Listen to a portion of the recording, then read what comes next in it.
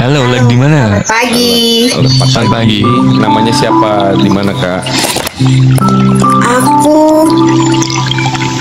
Aku Resta dari Wonosobo. Oke. Biasanya sering ngobrol tuh sama Mas Erdi di roomnya Kalunar. Anjir, gue udah mandi. Cuman gue tidur lagi. Ini salah satu ini nih. Coba cerita. Menarik ya pembahasan pagi-paginya. Ya. Gimana, Kak? Aku juga baru selesai lepas itu 3 bulan lepas obat. Hai. Pas banget. Iya. Nah ini. Masih ada Dengerin kok. guys, seru ini. Coba cerita pengalamannya. Awalnya bagaimana kok bisa masuk? Akhirnya memutuskan gue harus berobat nih itu. Anjir, anganan depresan tuh kata Kalunar. Jadi nggak tahu bisanya gimana. Mungkin karena salah satunya adalah tidak selesainya inner child. Terus Halo Kak Fauzi. yang dijalanin nggak mudah. Jadi perlu juga diketahui untuk kebanyakan kalau orang-orang di desa itu mikirnya orang depresi itu karena kurang ibadah. Dan lu setuju nggak? Enggak, gue nggak setuju. Oke. Gue nggak setuju. Nanti kita bahas deh. Selesaiin dulu ceritanya. Gue nggak setuju dan walaupun Nggak nyawa. karena gue ngeliat di sekeliling gue juga banyak orang,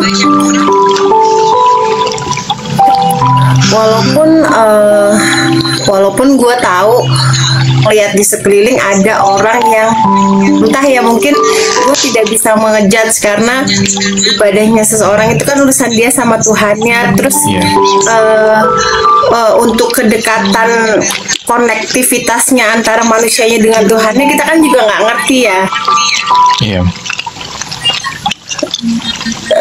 Kalau Coba fokus ke ceritamu aja, ke dirimu. Oke, gue awalnya sadar itu karena gue ngerasa udah nggak baik-baik saja, ngerasa udah pingin mengakhiri semuanya dan sama anak-anak berdua bertiga. Karena waktu yang berat gue harus ngadepin anak-anak yang sakit dua-duanya, dan itu bukan sakit yang mudah bagi gue. Dan itu harus gue hadapi sendiri di kota orang gitu. Sampai akhirnya gue ngerasa gue gak baik-baik aja. Gue selama ini pekerjaannya juga kan mendampingi orang-orang kayak KDRT, terus di sosial lah intinya.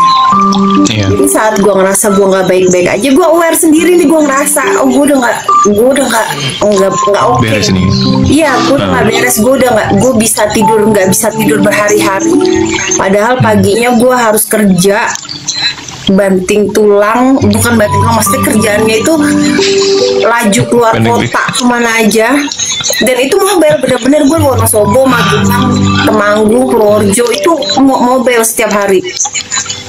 Dan malamnya gue nggak tidur, paling tidur 1 jam 2 jam.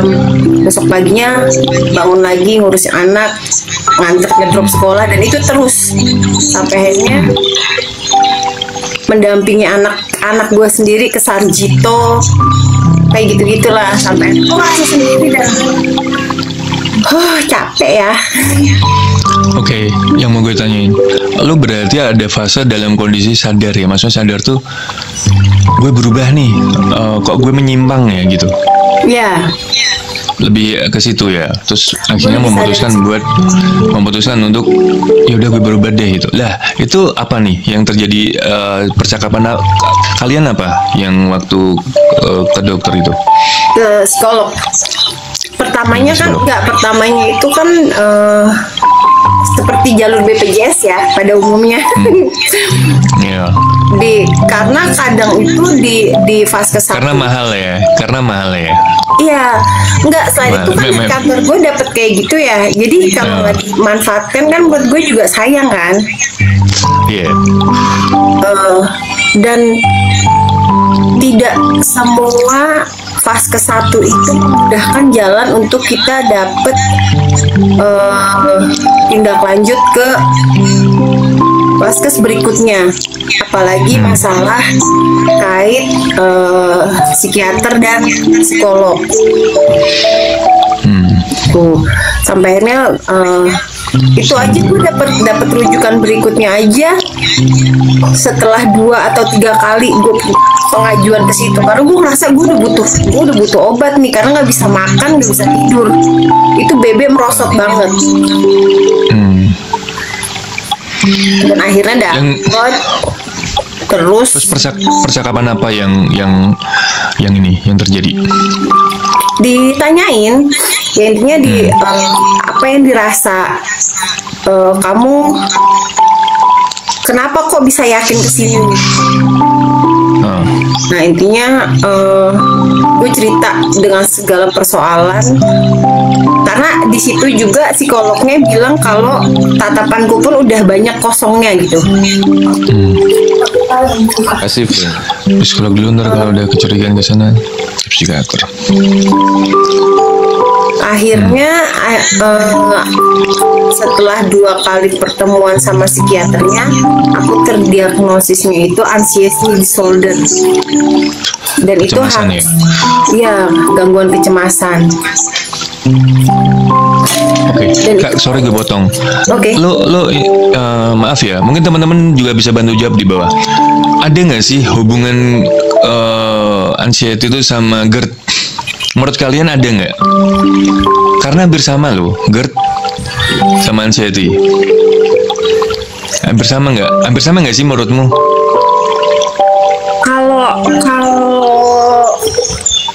Kalau menurut ada, tetap ada.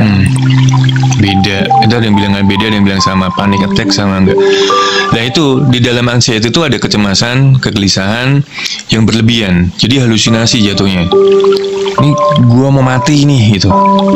Tiba-tiba tapi ngefek beneran ke tubuh teman-teman, jadi sesak nafas, ya kan? Terus tiba-tiba kita nggak bisa nafas, tiba-tiba gemeteran gitu. Sebenarnya ada beberapa contoh teman yang di bawah nih, aku tahu nih kasus-kasusnya nih gitu. Ada yang sampai gemeteran, ada yang sampai nggak bisa ngapa-ngapain, itu ada nih banyak sebenarnya nih teman-teman di bawah. Cuman kita dengerin ini dulu deh. Jadi kayak kenapa gue potong? Karena teman-teman gini, kadang-kadang anggapnya gini, Bang, ini gue GERD atau anxiety ya gitu. Gue juga bingung ngejelasinnya karena hampir sama gitu loh. Iya, tapi bukan bersamaan ya, tapi berhubungan ya.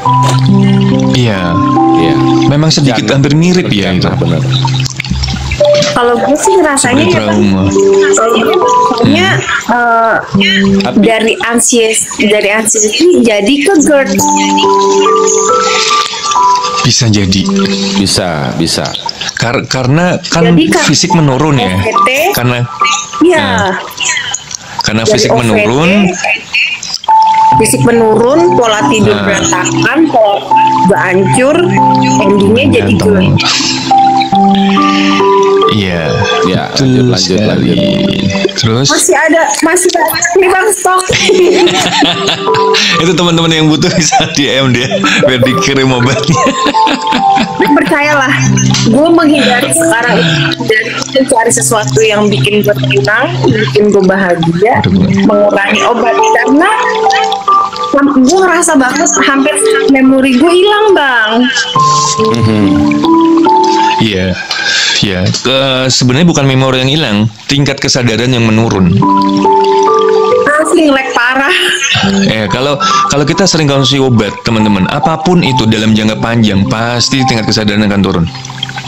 Iya. Selain itu efeknya ya ginjal, ya macam-macam, nanti bisa usus buntu, banyak sebenarnya. Makanya memang ketergantungan dengan obat itu nggak baik. Makanya ketika jangan ketergantungan ya, maka kita juga harus cari solusi lain. Itu nanti kita bahas deh. Ya. Biar ini dulu, biar menceritakan dulu pengalamannya. Ya, berarti aku berapa ya? aku sadar setelah ya nggak OVT, gue bisa tidur malam dengan teratur. Tapi endingnya adalah banyak hal yang hilang dari otak. Kosakata asli itu bener-bener nih. Sedangkan gue kerjaannya tuh harus berhubungan dengan ngomong sama orang banyak. Kadang suka tiba-tiba nge-lag ngomong apa itu lupa. Padahal udah ngerti tuh dari pola di otak. Kata-kata I love you hilang nggak? Malah kalau itu Kalau duit masih sadar ya. Kalau duit masih sadar ya. duit sadar, nominal apa lagi? Ini ada tapi yang lucu guys, serius nih. Ada kesamaan, saking cemasnya aku pernah tujuan ke Cibinong, perginya ke Tangerang. Padahal Cibinong dan Tangerang tuh begini loh. Jauh banget. Itu sih, ini kan dua hal yang berbeda gitu.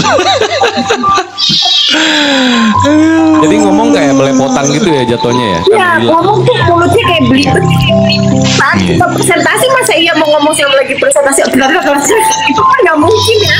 Nah, Karena belibet gitu. Iya. Makanya ini dasarnya gini ya teman-teman ya. Aku tuh serius beberapa hari dapat DM dari beberapa orang, nggak sedikit. Cuman aku nggak mau balas di belakang karena malah nggak masuk ke room ini nanti kalau aku balas semua gitu loh. Jadi dengerin di sini aja ya. Ini salah satu solusinya nih. iya. And then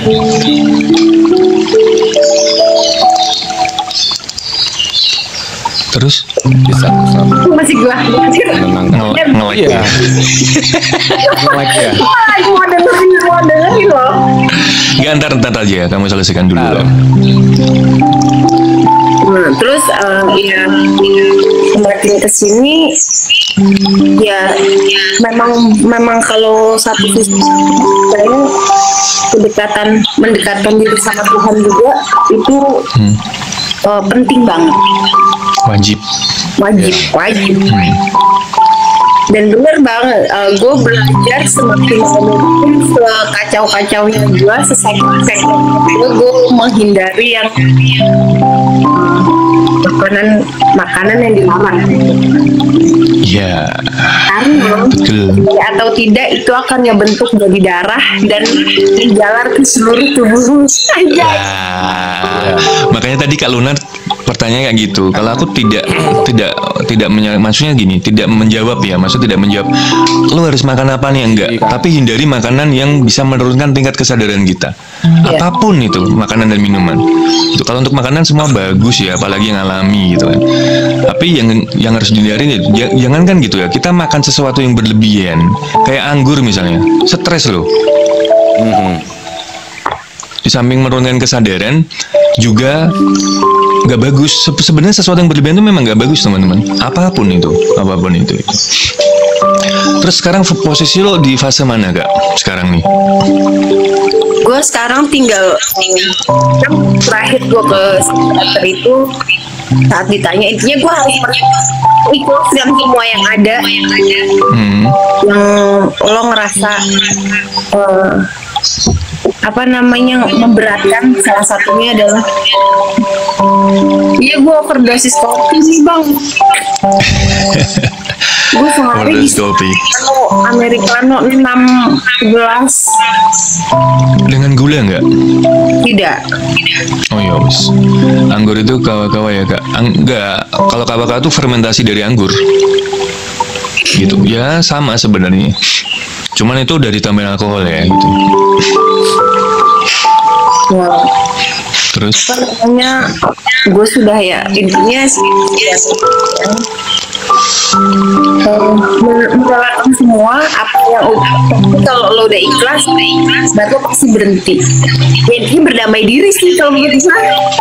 Berdamai dengan diri sendiri ya. Walaupun tidak semudah itu ya. Tapi sejauh ini pelan-pelan dan nikmati memperbaiki ibadah. Ya pelan-pelan gue bisa melepaskan obat gue. Cuman kadang-kadang kalau gue dapat obat gue saat malam Oh jadi muncul malam-malam gitu ya? Ya, saat malam udah berisik banget.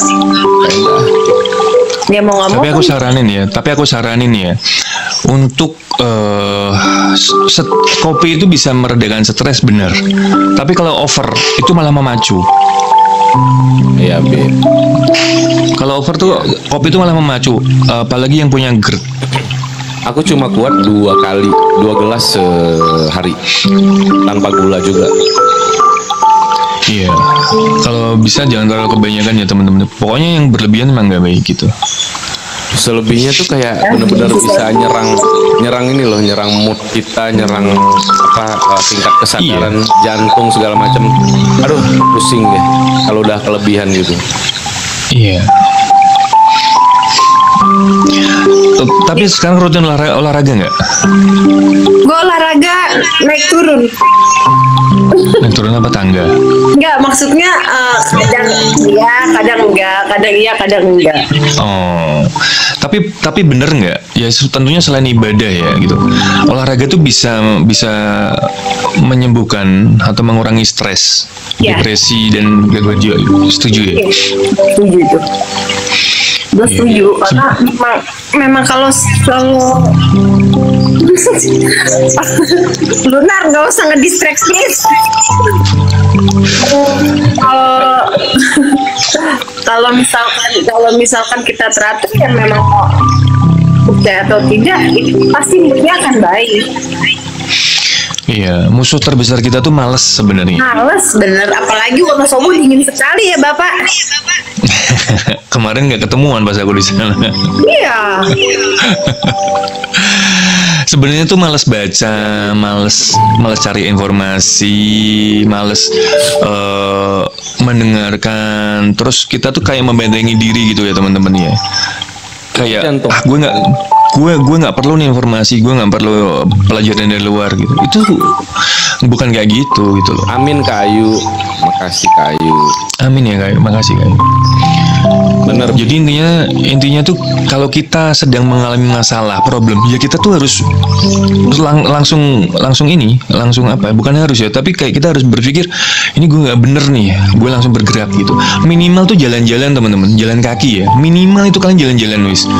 Itu nanti akan reda dengan sendirinya. Kayak kasusku tadi, contohku tadi. Ternyata yang aku pikir aku gila, ternyata malah enggak. Yang aku pikir aku baik-baik saja, ternyata diagnosis depresi gitu. Yeah. Jadi hidup tuh kadang-kadang perasaan kita tuh salah. Kadang-kadang kita udah merasa bener nih, padahal enggak. Kita bercanda berlebihan ngatain orang itu kita pikir biasa aja kok, lu aja yang baper. Enggak sebenarnya. Kalau kita ngomong terlalu ekstrim, kita ngomong terlalu sesuka-suka kita itu kadang-kadang merasa wajar aja gitu. Padahal itu enggak gitu loh. Itu ada yang salah dengan diri kita sebenarnya. Bukan berarti kita sedikit-dikit dipikir, dikit-dikit dipersoalkan, bukan masalah itu. Ini tuh hidup tuh kita ngomongin masalah bener dan salah gitu. Gue setuju bang, gue setuju. Orang-orang sekarang itu mereka bercanda berlebihan, gak mikirin perasaan orang lain, berlindung di balik kata gue kan bercanda, lo aja yang baperan. Iya. Padahal kita kan nggak pernah tahu ya kekuatan seseorang atas bercandaannya. Mulutnya lo tuh seberapa. Iya. Ini bang, sebelum gue terdiagnosis, itu yang terdiagnosis awal adalah anak gue umur 11 tahun. Dia udah depresi? Ya. 2 tahun. 11 tahun udah depresi. 2 tahun dia pengobatan bang. Baru selesai kemarin nih. Baru selesai kemarin dia. Ajudan. Berarti anak-anak tuh bisa mengalami depresi juga, ya bener sih. Bisa bang. Iya bisa. Terbesarnya adalah orang terdekat dalam hidupnya. Iya. Itu anakku bisa terdiagnosa awalnya dia sakit-sakitan terus 3 bulan berturut-turut, sampai nggak bisa jalan. Itu usia tahun dia cuma 15 kilo. Tapi sekarang udah sembuh kan?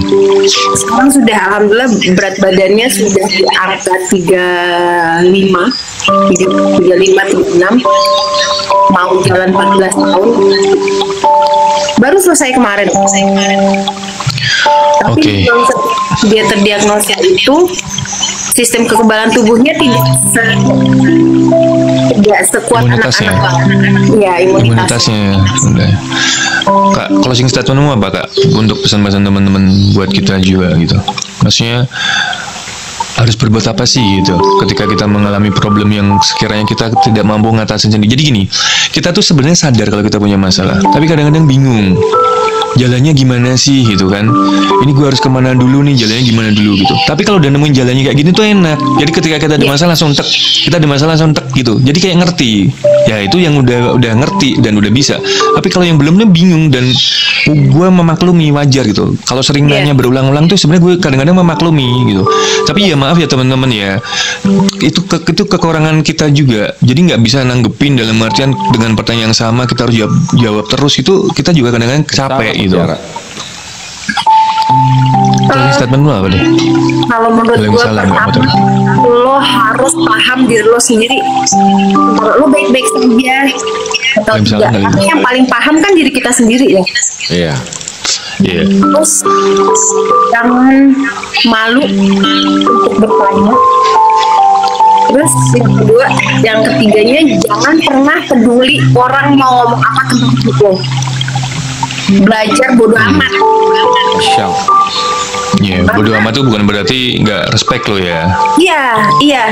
Selama itu tidak ada impact baik untuk diri lo, jangan. Karena semua orang banyak yang menghakimi orang lain.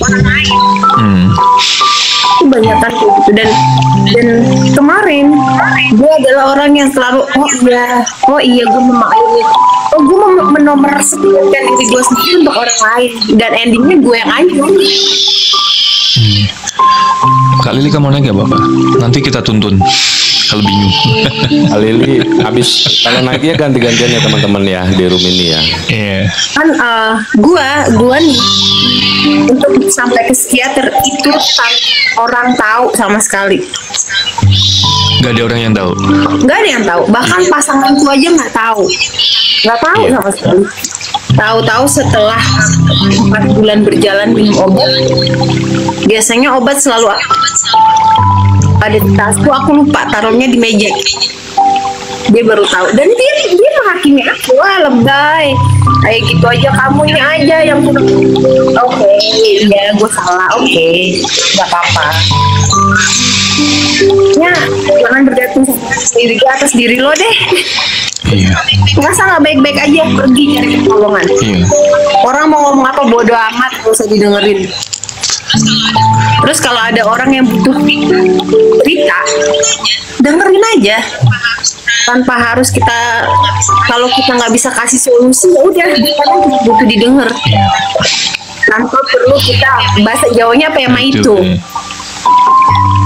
Ya, karena orang sekarang banyak yang endingnya bundir gara-gara dia pengen cerita nggak tahu cerita kemana, tapi dia sendiri penuh lainnya masa sendiri. Endingnya dia mau cerita, lah paling koyong ngono kok, lah kayak gitu aja dianggap sepele. Ini udah nggak tahu nih harus kemana. Iya.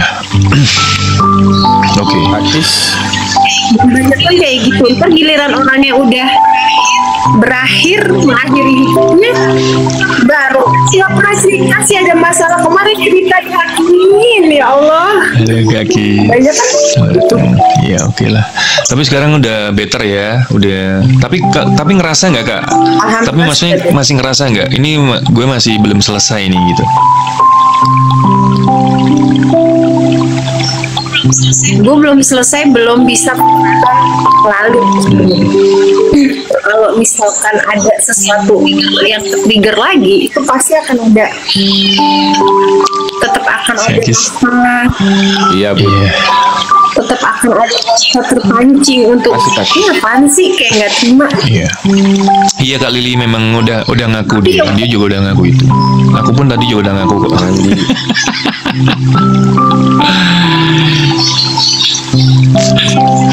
Dia sudahlah Oke. positive thinking. Berarti aktivitas keagamaan jalan juga nggak? Jalan. Jalan dong. Ya dirutinin aja.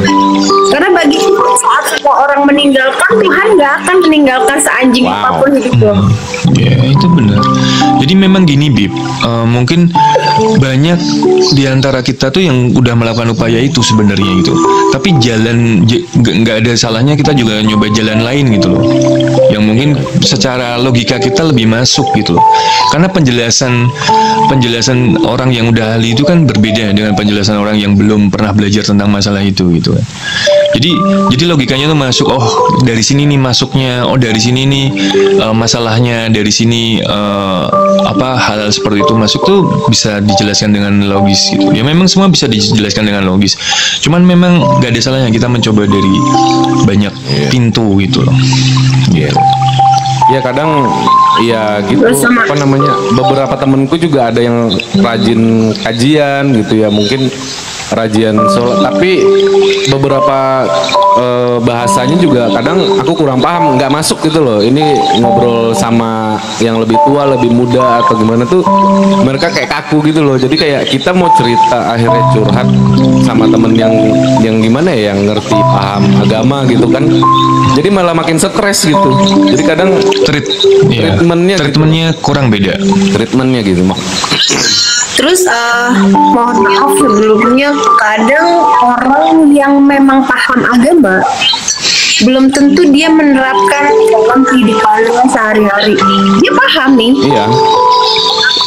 tapi dia malah asik ngejudge orang lain terkait ibadah, ngerasa dirinya lebih baik. Itu banyak banget tuh yang sampai akhirnya yang niatnya gue butuh bantuan, dituntun untuk lebih mendekat sama Tuhan, untuk lebih intim lagi dalam beribadah, endingnya jadi gue malah dihakimin ya, gue malah akhirnya lebih mundur gitu. Banyak gitu yang kayak gitu. Iya, jangan sampai salah cerita ke orang. Yang sakit mental gue apa dia gitu ya. Iya. Benar. Apalagi yang maaf ustadz nanggung gitu. Gak boleh ngomong gitu. Lo juga menghakimi juga jatuhnya, nggak ada bedanya malah nudah. Jadi kita perlu mencoba dari berbagai arah tuh, wajib kita ikhtiar tuh wajib ya guys, untuk mengenali diri kita sendiri. Itu harus butuh bantuan orang lain, bukan tiba-tiba ujuk-ujuk datang terus kita ngerti nih, wah hidup kita udah ngerti nih gitu. Itu enggak kayak gitu hidup itu. Jadi ada fasenya, ada pertolongan dari orang lain gitu, perantara lah, sebagai perantara. Waalaikumsalam. Seperti itu. Oke lah, thank you udah berbagi cerita. Kak Lili tadi mau naik gak? Kak Lili. Jangan lupa cari circle yang baik. Iya. Temen lo yang iya, circle yang baik itu penting. Iya. Ya kita tuh tidak memilih temen ya, enggak. Tapi carilah kenyamananmu gitu.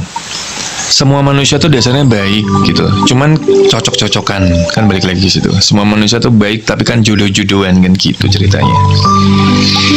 Gitu. Makasih. Baik, terima kasih Pak. Thank you ya. Next time naik lagi yo.